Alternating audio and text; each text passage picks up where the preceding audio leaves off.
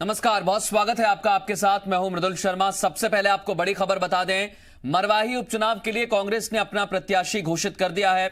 Doctor Krishna Kumar ध्रुव उम्मीदवार होंगे मरवाही से कांग्रेस के। कांग्रेस आलाकमान ने डॉक्टर कृष्ण कुमार के नाम पर मोहर लगा दी है। पूर्व मुख्यमंत्री अजीत जोगी के निधन के बाद मरवाही सीट खाली हुई है और कांग्रेस ने अपने उम्मीदवार को मैदान में उतार दिया है। इससे पहले बीजेपी ने भी उम्मीदवार घोषित किया था।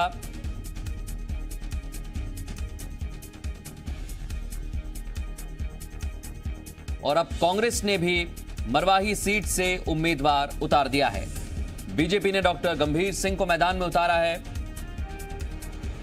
तो वहीं कांग्रेस की तरफ से भी डॉक्टर कृष्ण कुमार ध्रुव मैदान में उतरे हैं। यानी मरवाही की जो जंग है बीजेपी और कांग्रेस की, वो डॉक्टर बनाम डॉक्टर की हो गई है।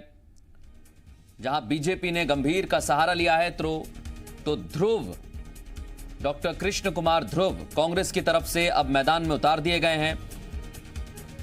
पूर्व मुख्यमंत्री अजीत जोगी के निधन के बाद मरवाही सीट खाली हुई थी और उपचुनाव इस सीट पर होने वाले हैं।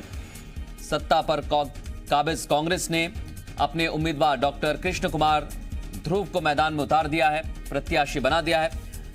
हमारे ब्यूरो चीफ देवेश तिवारी इस समय हमारे साथ लाइव जुड़ गए, सीधे उनका रुख करेंगे। देवेश, डॉक्टर बनाम डॉक्टर की जंग हो गई है अब। देखिए, अगर सब कुछ सही रहा और ऋचा जोगी अपने निवास, अपने जाति प्रमाण पत्र को लेकर तमाम दावे जो हैं वो अगर मुंगेली कलेक्टर के सामने रख पाती हैं, मुंगेली में जातिगत छानबीन समिति के सामने अगर वो उनको संतुष्ट कर पाती हैं, ऐसी स्थिति में डॉक्टर की घात 3 यानी कि 3 डॉक्टर के बीच मुकाबला हो सकता है। अभी तक जो डॉक्टर गंभीर सिंह का नाम सामने आया भारतीय जनता पार्टी से, अब के ध्रुव का नाम कांग्रेस सामने आ गया। अगर डॉक्टर ऋचा जोगी आ जाती है तो 3 डॉक्टरों के बीच मुकाबला हो जाएगा।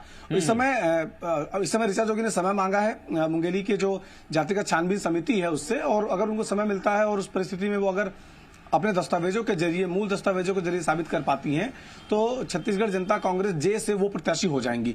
इस डॉक्टर जो के ध्रुव, जिनका नाम कांग्रेस पार्टी ने अपने प्रत्याशी बनाया है, उनको लेकर के 15 सालों से लगभग वो सीएमओ के पद पर वहां बने हुए हैं। सीएमओ होने के नाते एक डॉक्टरी के पेशे से जुड़े रहना और उस क्षेत्र के लोगों के बीच अपनी पहचान बनाकर रखना, क्योंकि उस क्षेत्र के स्वास्थ्य सुविधाओं के लिहाज से अलग अलग लोगों की मुलाकात उनसे होती रही है। शायद यही वजह है कि कांग्रेस ने एक नया चेहरा देने के लिए वहीं पर पदस्थ अधिकारी को प्रत्याशी अपना बनाया है। और देखना होगा कि लड़ाई कितनी दिलचस्प होती है, क्योंकि एक तरफ डॉक्टर गंभीर सिंह है, दूसरी ओर डॉक्टर के ध्रुव हैं और तीसरी ओर संभावना है कि डॉक्टर ऋचा जोगी चुनाव लड़ सकती हैं। ऐसी स्थिति में मामला त्रिकोणीय हो जाएगा, चुनाव काफी दिलचस्प हो जाएगा, क्योंकि अजीत जोगी ने उस क्षेत्र से बहुत बड़े अंतर से चुनाव जीता था, लेकिन उनकी मृत्यु होने के बाद उनके परिवार से किसी की लड़ने की संभावना बन रही थी। अमित जोगी की जाति को लेकर के जो मामला है वो कोर्ट में लंबित है। खुद डॉक्टर के ध्रुव हमारे साथ बहाल करने के मैदान में जो कांग्रेस की तरफ से हैं वो फोन लाइन पर जुड़ चुके हैं, उनसे भी हम बात कर लेते हैं। के ध्रुव साहब, बहुत बधाई हो, आपको टिकट मिला है कांग्रेस की तरफ से। जी जी जी। लंबे समय से वहां जनता की सेवा आप डॉक्टरी पेशे से तो करते आए हैं। रोकना साल 1 मिनट। हाँ, कृष्ण कुमार जी, आप सुन पा रहे हैं? हाँ, 1 मिनट।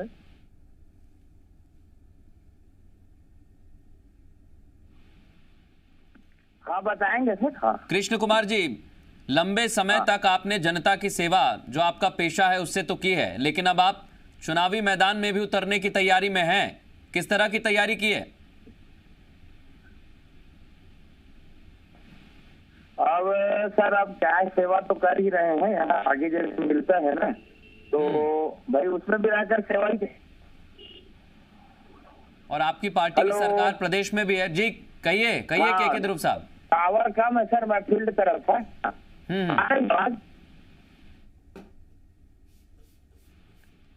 हेलो जी, ध्रुव साहब कहिए अपनी बात।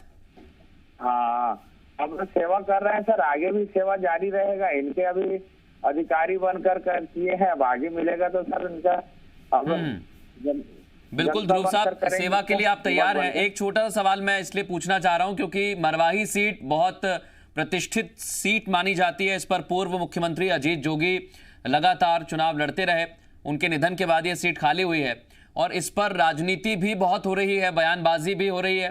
पूरी तरह से तैयारी है आपकी? अब सर यहाँ तो अब क्या है, मैं सेवा के रूप में ही कर रहा था, तो लोगों का रुझान भी था, जैसे कभी नहीं रहेंगे हमारे आदरणीय, वो तो आगे करके इनको प्रेरित भी करते रहे सर। तो उन्हीं के सहयोग से ही मैं आगे चुनाव के लिए आगे आया पार्टी से। ध्रुव साहब, एक छोटा सवाल मेरा और है, क्योंकि आपने कहा कि आप सेवा तो करते रहते हैं और जो आपकी पृष्ठभूमि रही है वो एक पेशेवर डॉक्टर के तौर पर आपने लंबा काम उस क्षेत्र में किया है।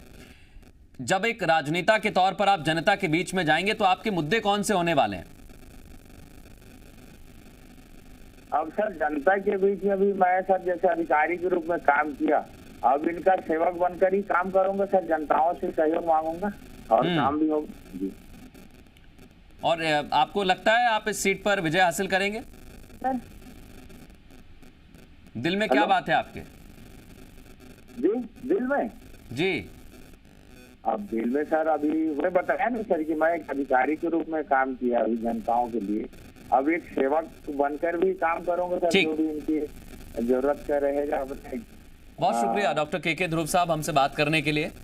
तो के ध्रुव इस समय हमारे साथ जुड़े थे, जो कांग्रेस की तरफ से मैदान में उतरे हैं। देवेश हमारे सहयोगी लगातार बने हुए हैं। देवेश, जिस तरीके से बात कर रहे थे डॉक्टर के ध्रुव, वो एक बात पर जरूर फोकस्ड हैं, उस पर बहुत ज्यादा वो बता रहे थे लगातार कि मैं इलाके में लोगों का अधिकारी के तौर पर तो काम किया ही है, लोगों की सेवा की है, लेकिन अब एक सेवक के तौर पर मैं काम करना चाहता हूं और पार्टी ने जो जिम्मेदारी दी है उसके लिए भी पूरी तरीके से तैयार हूं। बार बार वही चीज झलक रही थी उसमें। देखिए, अजीत जोगी के विधायक रहते, अजीत जोगी उस सीट से विधायक लगातार चुने जाते रहे हैं और उस तमाम उनके विधायक चुने जाने के दौरान के ध्रुव भी वहां पर सीएमओ बने रहे। आप समझ सकते हैं कि किसी विधायक के संरक्षण के बगैर उस इलाके में कोई अधिकारी बहुत दिनों तक नहीं रह सकता है। इसलिए अजीत जोगी की ताकत क्या थी, अजीत जोगी की कमजोरियां क्या थी, उनके पार्टी के कौन कौन समर्थक उस इलाके में हैं, कौन कौन कार्यकर्ता उनके लिए कामकाज करते हैं, इन तमाम बातों के बारे में के ध्रुव जो है वो बखूबी जानते हैं। और यही वजह है कि कांग्रेस पार्टी ने उनको वहां पर प्रत्याशी बनाया है। एक आदिवासी होने के नाते वहां पर उन्होंने नौकरी वो कर रहे थे और उसी पद पर रहते रहते उनको एक पार्टी ने आदिवासी होने के नाते वहां पर टिकट भी दिया है। और ऐसी स्थिति में समझ सकते हैं कि उस क्षेत्र के रहने वाले जो लोग हैं, चाहे वो प्रभावशाली लोग हों, शहरी इलाके के लोग हों या ग्रामीण क्षेत्र के लोग हों, एक डॉक्टर के तौर पर के ध्रुव को वो लोग जानते रहे हैं। और उसी लोकप्रियता के सहारे कांग्रेस पार्टी चाहती है कि उनको टिकट इसीलिए दिया गया है कि उनके नाम पर लोगों में सहमति बने, उनके नाम को लोगों तक पहुंचाना आसान काम होगा और उनको जिता कर लाना कांग्रेस पार्टी के नजरिए से बेहद आसान काम है। इसलिए शायद कांग्रेस पार्टी ने उनको प्रत्याशी बनाकर मैदान में उतारा है।